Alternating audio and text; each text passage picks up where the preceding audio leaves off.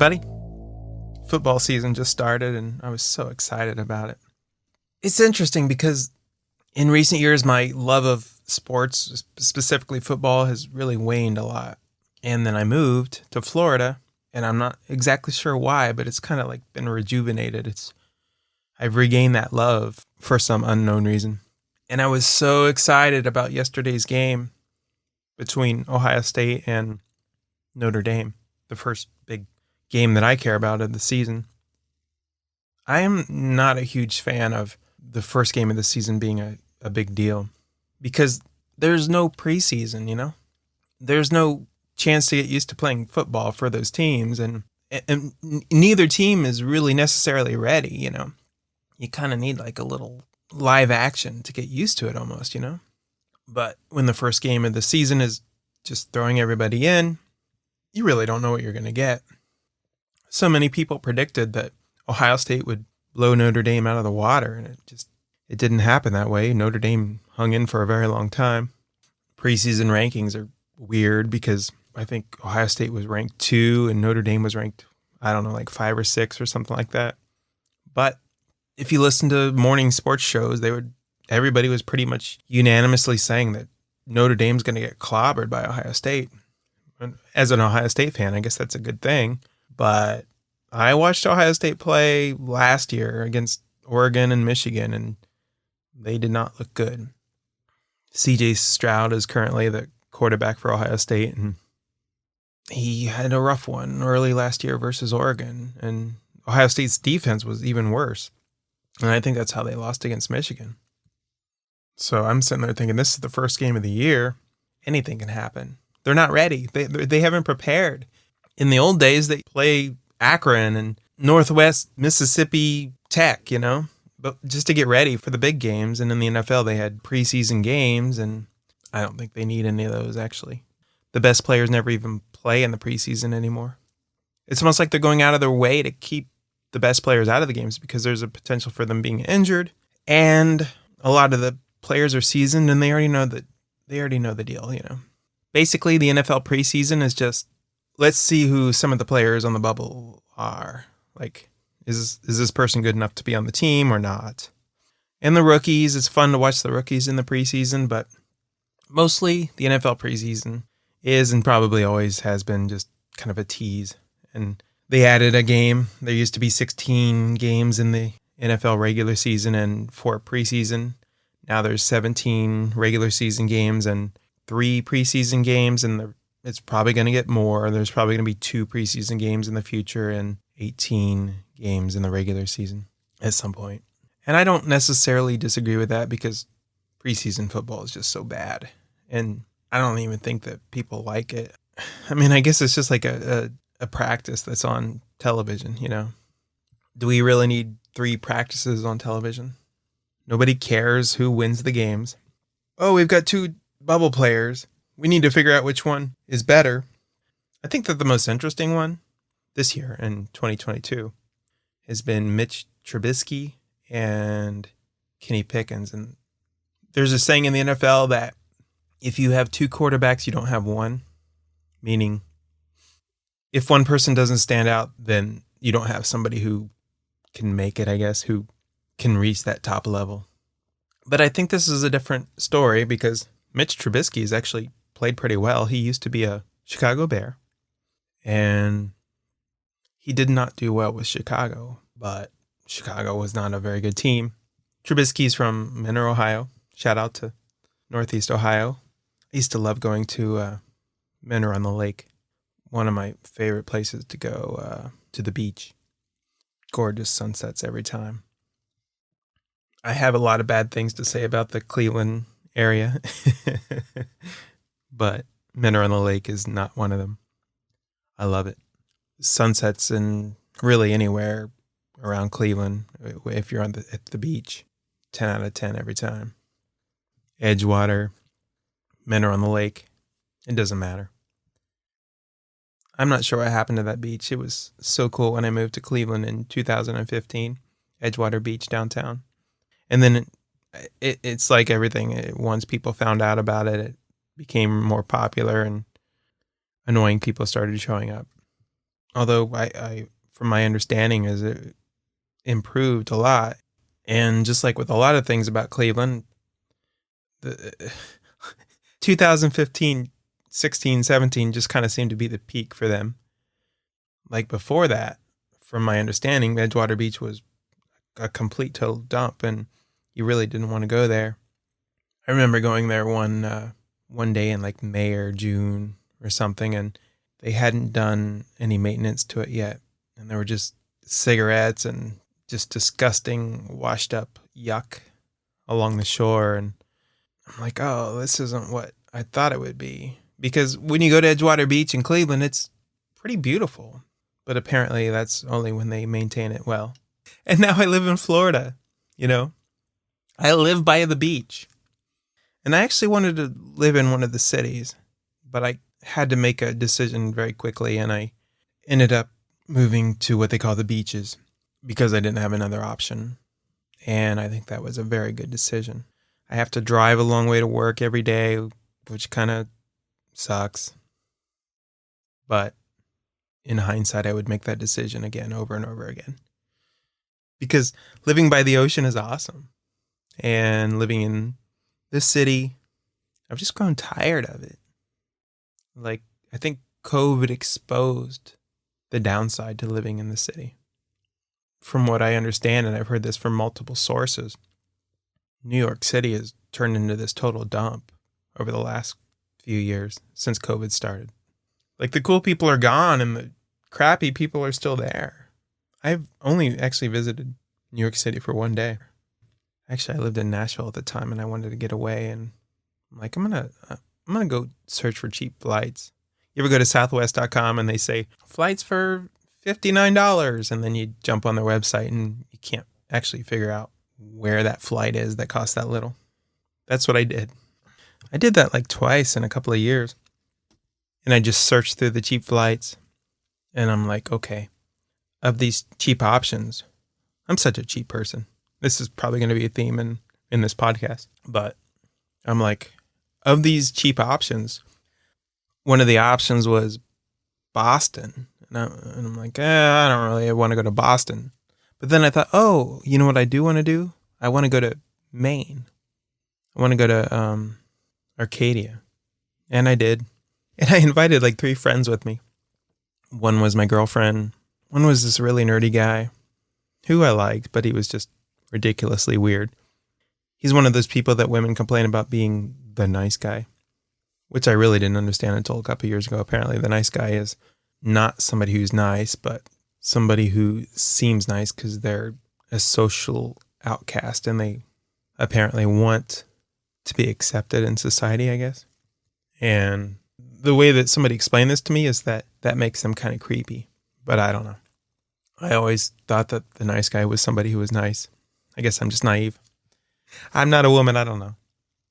So I planned this trip I think I flew into New Hampshire, if I remember correctly. And that's how I got the flight, because who wants to go to New Hampshire, right?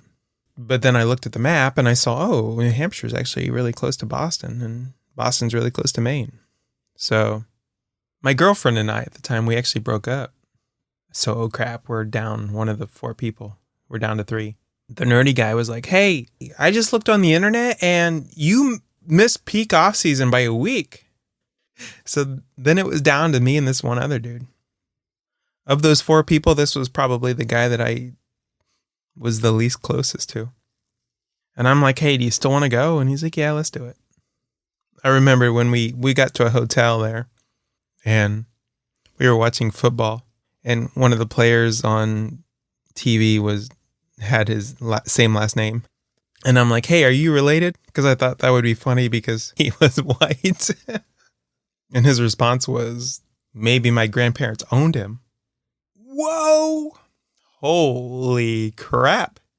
What kind of person am I going on vacation with? I mean, who have I decided to spend this trip with?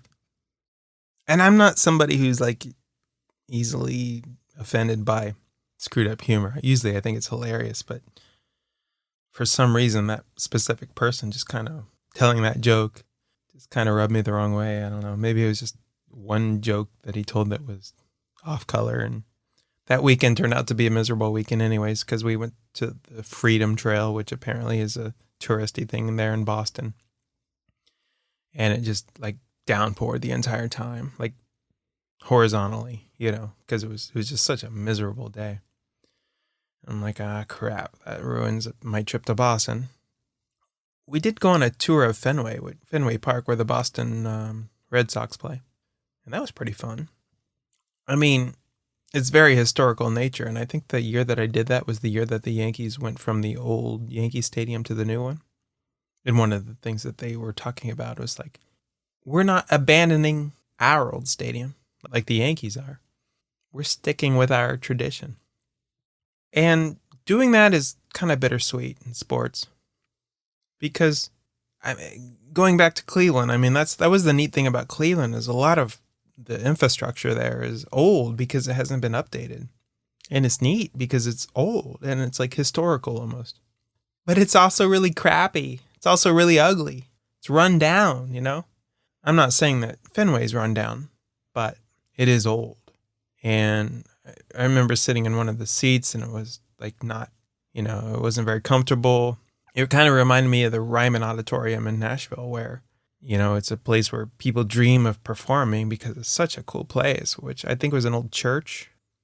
And I don't know why, like when an engineer designs a new stadium or arena or a venue or whatever, why don't they just take the good things about the old places and do that with like the new modern designs and technology? I think the perfect example of that is PNC Park in Pittsburgh. Probably the most beautiful stadium I've ever been in.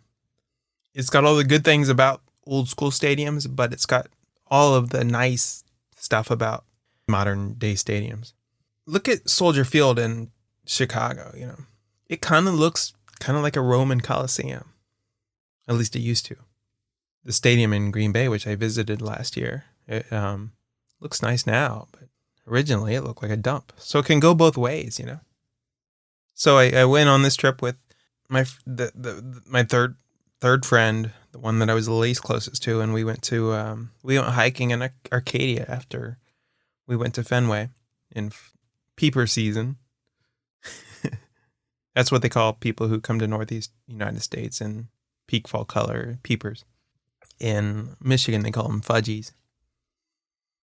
Last year when I took a trip to the UP, the Upper Peninsula of Michigan, I actually ended up spending more time in Minnesota than I did in Michigan. But if you haven't noticed a theme in this podcast, a lot of the good and the bad things that I feel about society comes from Reddit. And I jumped on the UP subreddit and I'm like, hey, where should I go? I'm just kind of passing through. And one person started screaming, hey, don't you dare move up here. We're tired of you people.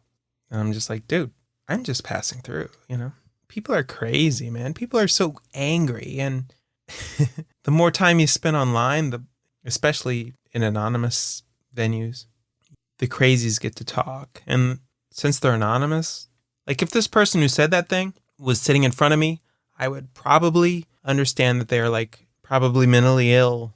And if I was there in person with them, I never actually would have walked up to them in order to give them the time of day. But because they are online, they have the ability to speak the loudest. And when you're on an anonymous space on the internet, you're probably surrounded by other people who can't hold a decent conversation in real life, but on the internet, they're rock stars. So that mentality of losery, for lack of a better word, gathers a cult following. The cult is people who have a hard time having decent conversations in reality, in real life. And maybe I'm one of them, who knows? They run to the internet so that they can have this conversation of hate and frustration, this echo chamber of philosophy that doesn't translate to the real world. Social media and things like Reddit, I don't know if Reddit is social media, it's kind of like anonymous social media, has created this very screwed up environment where the crazy losers speak the loudest. And I think what happened in the 2010s is that corporate America just kind of bowed down to the crazies because the losers got to speak the loudest. And finally, for the first time ever, their opinions mattered the most. But I don't think that means that we should destroy freedom of speech, which is basically how these social media platforms have reacted to the crazies ruining their platform, I mean, during COVID, a lot of the crazies turned out to be right. I remember in the early days of it, listening to the Dave Ramsey show and hearing him say, just go about your day. And at the time, I thought that was horribly negligent. But honestly, I think we honestly all kind of eventually found out that the crazy conservatives were right about COVID. It's sad that people died. Like a huge proportion of people who died were old or obese. And if you love somebody who was old or obese and they died, that's awful, That's horrible. And it wasn't just obese people. There were outliers too who died from it. I remember going to Minner on the Lake one time in the height of the pandemic, where Mitch Trubisky is from. Man, I got distracted. This episode is not what I originally planned it out to be. Not that I had a plan. But I remember going to Minner on the Lake one day and talking to this dude on the beach. He seemed to be traveling through and he just wanted to talk to somebody. I'm like, yeah, why not? And so I struck up a conversation with him, and he was talking about his niece, who was very healthy. She was like a marathon runner, and she contracted COVID and had to have brain surgery. So they had to actually cut her head open and remove the top of her skull to relieve the swelling in her brain, And I asked him, is she okay? And he's like, no, she's never been the same again. She went from being this young, healthy person to being mentally disabled. And I've known other people who talked about those who died during COVID, and I don't dismiss it completely, but overall, it was the elderly and the obese who died. And I don't want to dismiss how awful that is to lose somebody that you love who is elderly or obese or whatever. I always wear masks when I see somebody, even today, even 2 years later, if I see somebody who seems concerned about getting ill, because I don't know what their situation is. If I see somebody wearing a mask, I usually keep a mask somewhere. Or if I see that they are concerned, I will throw mine on too. But ultimately, we were deceived. Society did not need to shut down. What we needed to do was be hyper aware that the elderly or the obese were at risk. And we should have treated those scenarios accordingly. But now when people go to New York City, it's a total dump. COVID ruined entire cities. COVID ruined entire states. And it wasn't the disease that ruined it. It was the leadership in those places. And most of those places were run by liberal leadership. I lived in a liberal city, Cleveland, at the time, mostly because of the majority of people there were African American, and African American people tend to vote for Democrats. In 2020, I watched African Americans destroy their own city because they were upset about something that happened in Minnesota. And I did a Cleveland themed podcast. Cleveland peaked around 2015, 2016. It was a great place to live at the time. The Cavaliers won a national championship, which broke the Cleveland curse. And the Cleveland Indians, what they were called at the time, they went to the World Series. And sports matters so much in that town. And it's almost like their identity. And it wasn't just that, everything was on the rise. Everything kind of petered out after that. And one of the really cool things about Cleveland is that they really love local business. I remember in the first week that I went there, I'm like, hey, I want to go find a place where I can grab some cheap beer. And I asked this dude at the beach, I'm like, is there a gas station around here or something? And this dude was like, why do you want to find a gas station? I want to find some cheap beer. And he's like, dude, there is a beer stand right there. Go support the local business. Don't go to a gas station. And that was my first impression of Cleveland. Realized really quickly that this city loves supporting local businesses. And that was really, really cool. That people care that much about local business. And as I started to explore the city, that's really what was great about Cleveland. The fact that it was so unique because local business was so prevalent. in a time where you can go to any city and there's like a McDonald's and a Taco Bell and a Walmart on every freaking corner. Cleveland was a relic that they had not progressed to the point where corporate America ruled. And then in 2020, when COVID happened, all of the local businesses were forced to shut down. And if you supported them, you were considered evil. If you went to your local bar or your local restaurant, you were considered like this horrible person, especially by the most awful people on the anonymous internet. All you had to be doing was sitting in a local restaurant without a mask or whatever. And somebody could just randomly be walking by and take your photograph and share it on the internet. And maybe you would never even know it, but the hatred that you would see online for this specific person who was just supporting local business in a hard time. It was so scary. Like, I didn't know that people would ever act this way. I think that liberals are concerned that Donald Trump promotes the fringe people on the right. And I've had that same concern myself. But what they don't talk about is that they do the exact same thing with the French people on the left every day. We had years and years and years of Black Lives Matter riots before we had January 6th. And I really do believe that the worst offenders of the January 6th riots were as equally as dumb as the worst offenders of the Black Lives Matter riots. Both are a horrible embarrassment. And yet the media ignores the years and years of Black Lives Matter riots. But they can't stop talking about the January 6th riots. I don't like using buzzwords, but we have been gaslit as a society by the media for a very long time. Wasn't this podcast supposed to be about football? COVID revealed so much about how the government works. The establishment government will do anything to keep Trump out of office. He seemed to expose how corrupt the establishment government is. The media, the FBI, the CDC, social media, they all seem to be in on the corruption. If they have a legitimate reason for wanting Trump out, I want to know what it is.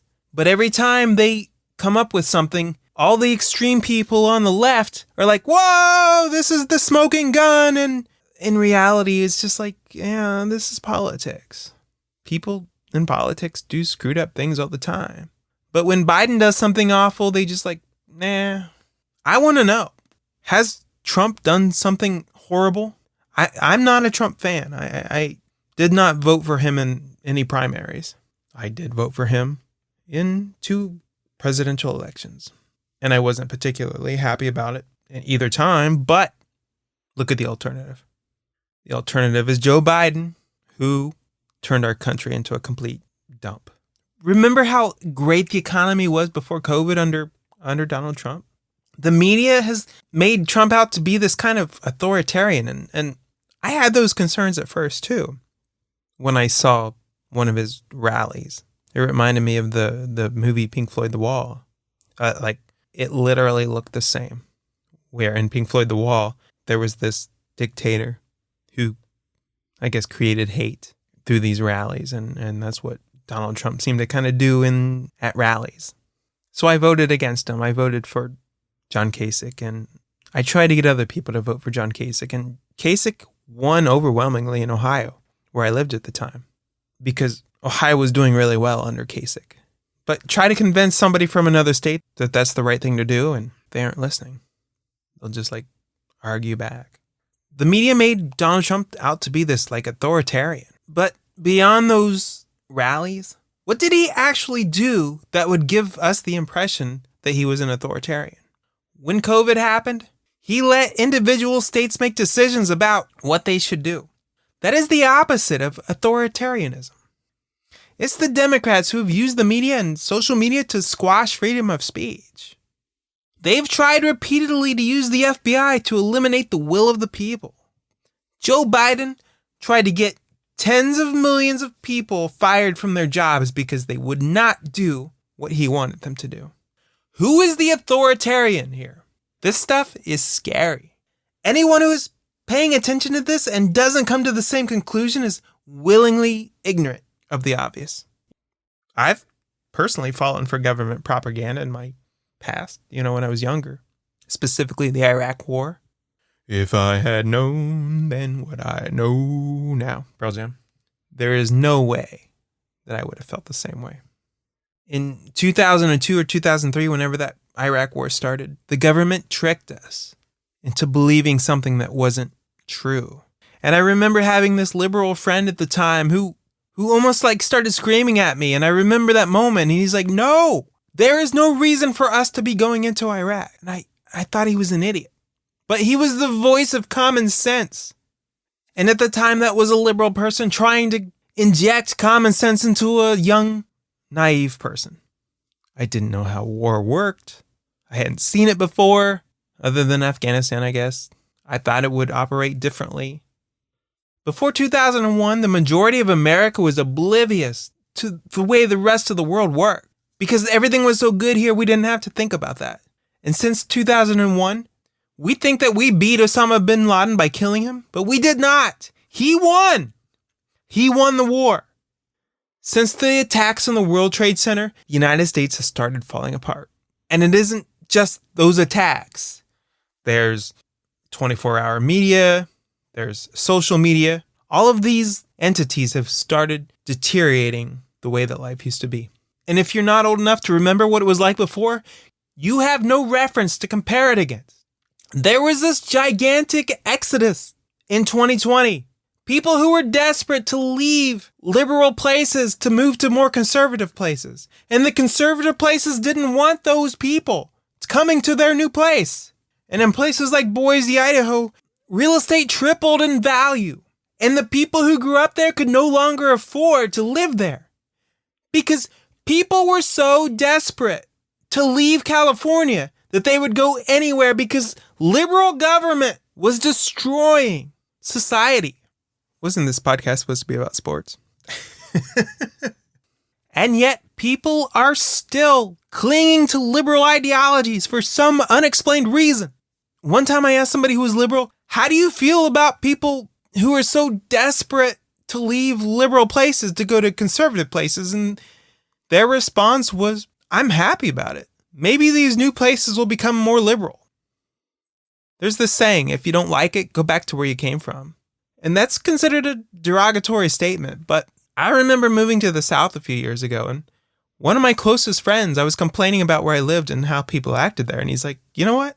If you don't like it, go back to where you came from. And all of the closest people around me at the time knew that I was miserable in that space, in a society where I did not belong. And even the people who loved me the most, calmly and quietly, recognized the problem and said, you don't belong here. Go back to where you're happy. And so I did. But that was because the place that I came from was better than the place that I was going. The saying, if you don't like it, go back to where you came from, is usually the most hurtful to people who came from crappy places. Just like California, where homelessness and energy and fires and all this stuff are ruining people's lives, and they try to escape from this place because of it, and from this liberal leadership that causes all of this.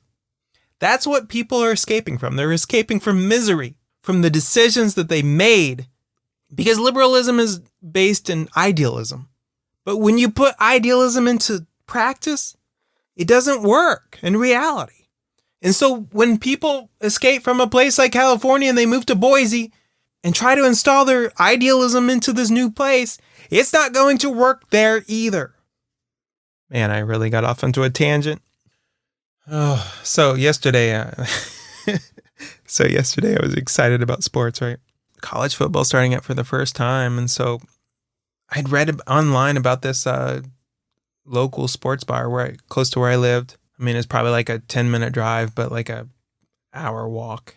And so right now it's early September here in Florida. And I've never lived in Florida ever before, so everything is new.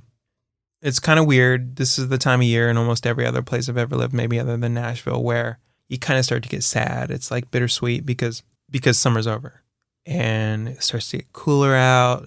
And it's like the party's over, you know, like Labor Day weekend is the end of it. And is very interesting because I don't get that vibe here. Like the height of summer in Florida is it's just hot. And it's not as hot as other places because I think there's like a breeze off the ocean or whatever. But I mean, it gets into the 90s every day. Every day for the last, probably 3 or 4 months. It's been in the 90s, almost at least the low 90s every day. And I remember living in Cleveland and people were complaining about how hot it was one day. And they're like, oh, it's the 90s. I was laughing about how they were complaining how hot it was because it wasn't hot at all. And it reached the 90s today. How can you say it's not hot? And it does that every day here in Florida. And I don't think twice about it. It's nice. It's nice not being cold all the time. And the end of summer here in Florida is actually, finally this absurd heat probably eventually go away. And so it's like, instead of the bittersweet, oh, it's getting colder in Ohio, it's actually like a relief, if that makes sense here. It'll be nice to have a day when it eventually approaches where it's like in the 70s or low 80s. But man, I'm so happy that I made this move. I was talking with a friend the other day and she's like, maybe you should just stay down there. You seem so much happier. I said, this isn't about being happy. This is about moving around and experiencing things and making the most out of life before it's too late. But she's like, you're so happy down there. I'm like, yeah, I guess I kind of am. But I also think that part of that is because I understand that my time here is limited. I have a plan. I'm going to live in Florida for 1.5 years. And I'm almost halfway through it. And then the next place I want to live is somewhere where there's mountains. And I want to go hiking in the mountains because that was a childhood dream. As I've talked about in previous podcasts, I seem to be fulfilling the desires of my younger self. But where can you move in the United States where there are mountains and it's relatively warm? I mean, I guess New Mexico might be that place, but there's so much crime from what I understand there. I actually talked to somebody who lived there, who grew up there, and he said it's normal for your car to get broken into just like anytime and all the time. And I think there was some bizarre statistic that like 75% of people have had their cars broken into when they live in New Mexico. I've been there before. It's beautiful. It's both warm and mountainy. And I'd love to live there, but I don't know if I want to deal with having my car broken into. I've had my vehicle broken into multiple times in my life, and it's the worst feeling.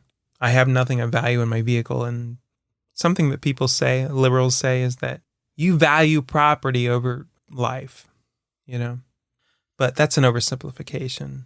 When someone breaks into your car or into your house or whatever, it creates insecurity. It creates like a paranoia that, am I going to be damaged again? Those people who broke into my car back when I lived in Columbus, they got nothing of value. But I had to pay a lot of money to get the window fixed or to get my old piece of junk stuff that I had stolen from me. I had to buy a new version of it. But to buy a new version of whatever was stolen is actually pretty expensive. Wasn't this episode supposed to be about sports? I don't think it turned out to be. All right, I've been rambling for a long time. I'm just going to go. Later. Thanks for listening to the show. The Great Big Intergalactic can be heard on Spreaker, Spotify, YouTube, Google Play, Apple iTunes, and anywhere else that podcasts can be heard. If social media is your thing, you can follow the program on Facebook or Twitter. If you enjoy the show, upvote, share, like, and subscribe. Whenever and wherever those things can be done. If you'd like to send feedback, the easiest way to do that is to email the show at tgbiuniverse@gmail.com, TGBI as in the Great Big Intergalactic, or you can leave a voicemail at 216-200-7940. Contributions could include written feedback, audio submissions, voicemails, or potentially even live guests. It was great having you today, and see you next time.